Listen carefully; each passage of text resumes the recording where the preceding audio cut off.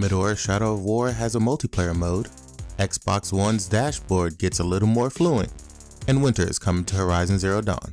We'll get into it in the breakdown.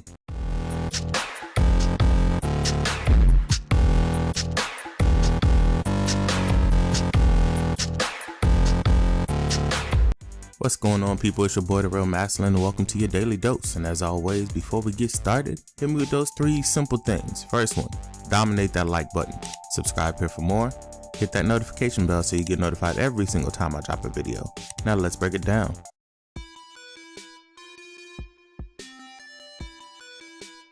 Up to the plate, we got Middle-earth Shadow of War, and I know it's no secret for any of you who have watched my previous videos, but I'm a fan of Shadow of Mordor. I am also a fan, therefore, of Shadow of War. I think it's going to be a fantastic game. I've been following it since the beginning. I am heavily induced in the Shadow of War community, and I dig the game. Now, I know there's been a lot of controversy surrounding Shadow of War, and the reason for that is because they introduced microtransactions. And again, anybody who's been following me for a while, I know I'm not a fan of microtransactions in $60 games. This one, I'm not an exception to the rule. I'm not a fan of this either. However, it's a single player game. Even with the multiplayer element, you have the ability to choose which fortress you want to go after, so it doesn't hurt you. And unless you're playing ranked, it doesn't even affect you in any way, shape, or form other than you get loot. So, like I said, I'm not a fan of the microtransactions. Also, they said that in order to use the microtransactions, you have to be online, which led everybody to believe that you needed to be always online to play the game. That's also not true. The reason that you have to be online in order to use the store is because they want to prevent people from going to the game,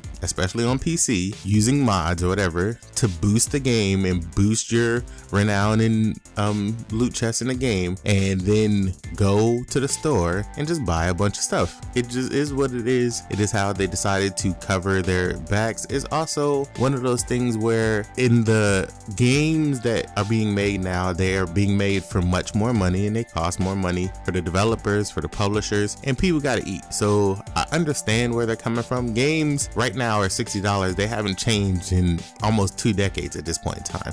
So the fact that games are $60 but they're still being made for much more money, we haven't adjusted the game cost for inflation, so they go with supplemental means in order to keep the doors open. I understand that, and again, I'm not okay with these microtransactions, but they are what they are, and they're not pay to win, which is what I really have a problem with. Now, that being the case, I'll explain Shadow of War's multiplayer mode. They'll have social conquests, and what social conquests are is, think of them like Metal Gear Solid 5's forward operating bases. You will make a fortress, you put your orcs in it, in their positions, however you want to put them, your strongest ones, whatever, and you'll customize it the way you want. As you install commanders and captains, you can buy upgrades to make it more difficult for people to get, and you'll get certain renown and influence for your fortress successfully defending itself from invading attackers. And that'll be other players. They take their players and they take their orcs and uruks and grogs and whatever, and they attack your base with their team to try to take you down. They can dominate, they can kill your uruks or whatever, and it all works symbiotically just like it did before in Metal Gear Solid 5 if you ever played that.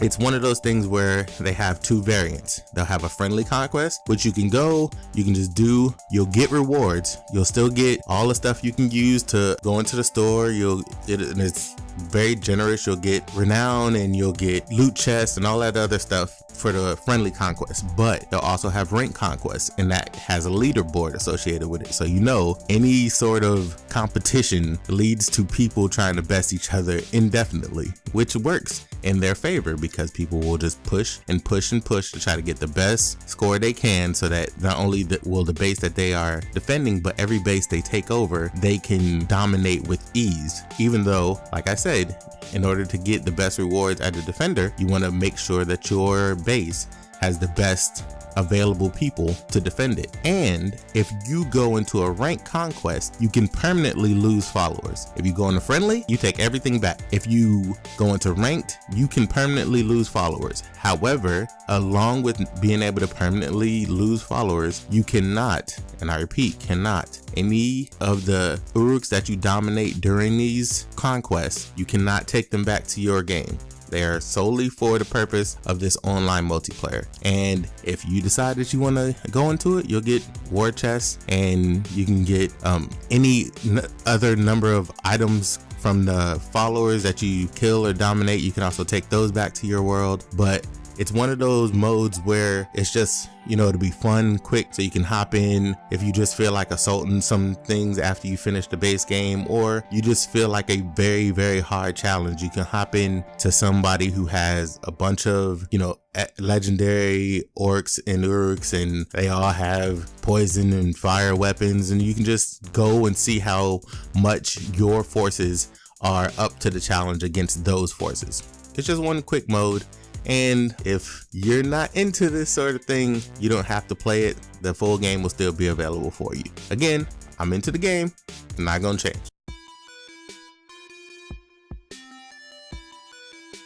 Next up, the Xbox dashboard just got a Fluent Design makeover, and Fluent Design is what's Microsoft's new, I guess, overall design preference for how they're making things. It's a more streamlined interface with everything, and everybody knew that the Xbox One was going to get one, and this was supposedly for the Xbox One X, but no, it's for Windows 10 and their integration between all their platforms that was going to happen, announced last year or year before, when Satya showed his whole cards. He has from the beginning been a person that's wanted everything within the Microsoft ecosystem to be one sole store, one holistic platform that any little update can go anywhere at any point in time and be moved between with ease. That'll help also with development. So all these games that design on PC will mean they're already designing for the Xbox One, and that's simply because the Xbox One is a derivative device of Windows 10. It just is what it is. It has been for a while, but now that the Xbox One has the power with the Xbox One X, it should be a more dynamic change and a quicker transition from some, you know, just PC design games to move as much as they can over to the Xbox One X within the limit of the power constraints of the console. Now, that doesn't mean that everything is going to be all rainbows and unicorns, but the Xbox One dashboard has gotten faster.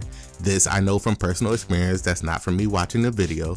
Everything you see on the screen is from my personal Xbox One S, and this is just it moving in real time. So everything has sped up. It is much more fluent, and is hence the Fluent Design, and it's much more I guess ease of use, you could say. It wasn't really hard to use the Xbox One dashboard before, but Xbox has a tendency to over tweak things. So far, they've been listening to the community, and they've been doing that since the beginning. But as they get more and more refined, you get a change every few months, you know, a little tweak here, a little tweak here, and then you get a larger volumetric change every 4 months or so. And that's just how Xbox has been doing it, because they're Microsoft. Microsoft makes software. They're just overall, they're good at tweaking these things within their software ecosystem of Windows 10, because the entire company is focused on it, and it's just a matter of tweaking it for the new computer that is the Xbox One or the Xbox One X. It's just a little tweak for a smaller scaled version of Windows within certain parameters. And I personally like the new design. They also said that in the future it'll have a whiteout design. Mike Ibarra took to Mixer to show off the whiteout design, and it's just basically everything that is black in the normal design is very bright. I'm not a fan of that, because I feel like it'll kill my eyes. I like my retinas the way they are. But the Xbox One dashboard is out now for alpha preview members, and it'll be out probably the next month or the month after for everybody.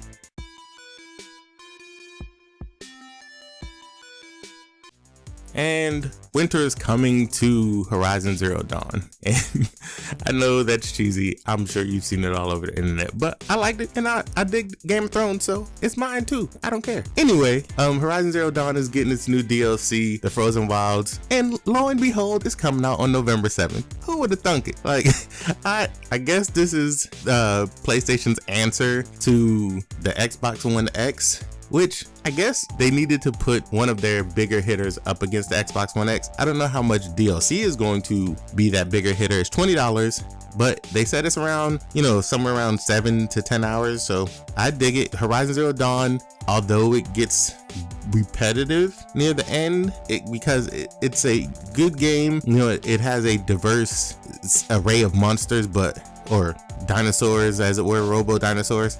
But once you get about a third of the way in, you pretty much have fought everything at that point in time, and then it's just a matter of going through the story. And again, I'm not bashing the game. It is a good game. It just falls into the tropes that most open world games do. That's just the reality of the situation. It's not any worse for Horizon Zero Dawn than it is for something like Assassin's Creed, but as open world games go into certain realms, after a while they just fall into the same tropes, and Horizon Zero Dawn is not above that. But I'm looking forward to the Frozen Wilds DLC. It's $20, $15 if you have PlayStation Plus. I'm really concerned about why Horizon Zero Dawn is $20, $15 if you have PlayStation Plus, and the Uncharted 4 DLC is $40. Nobody asked that question. Maybe it was just me. Maybe I'm just reading too much into it, but I'm saying they both around the same amount of time, and one of them is half the price. I'm just putting it out there. That's all I got for today. Y'all let me know what y'all think of everything I covered in the comment section, or on Twitter at DaRealMastalin, or come by the stream, mixer.com/DaRealMastalin. I love y'all like some play cousins. I'll holler at y'all tomorrow, and I'm out.